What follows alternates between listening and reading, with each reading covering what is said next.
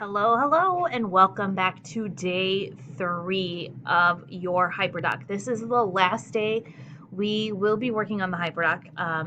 And yesterday, you should have gotten through right about here the plate boundary and the Padlet for the plate boundary. So, if you haven't gotten all the way through slide 7, hurry up, catch up, little tomato, and let's get going.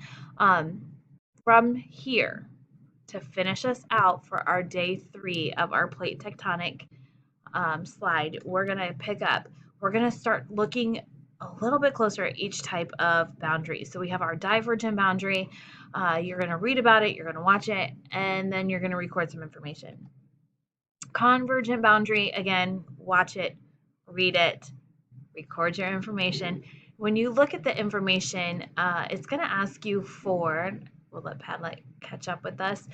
It's going to ask you for what happens, okay? Explain what happens at each type and what landform is going to be occurring. So when you go in to divergent boundaries, you're going to watch, you're going to read it, and then you're going to go to the Padlet and you're going to tell me what happens at a divergent boundary, what are the plates doing, and because those plates are moving that way, what landforms are we going to see? This is going to be important later on, I think next week.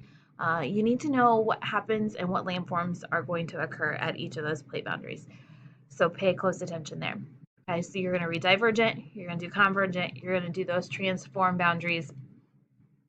So convergent, here you go. Divergent or transform is the next one. Again, you're going to watch it, you're going to read about it, and then you're going to record what's going on and what's happening at each of those boundaries. The last one, you're going to go through that dynamic earth interactive one more time to look just a little bit closer. We're hitting this, how do these boundaries move?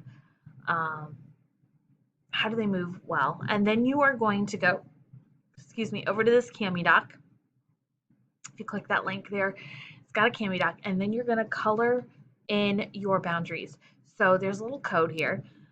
Divergent boundaries. So if these two plates form a divergent boundary, you are going to color it white. You're going to take your coloring tool, your markup, and you're going to color white along that boundary. If it's a convergent boundary, if they're coming together, you are going to color that red. If it's transform, it's going to be purple. Some of them may overlap a little bit. You've got some boundaries that are moving where like quite a few plates come together a little bit differently. So take a close look.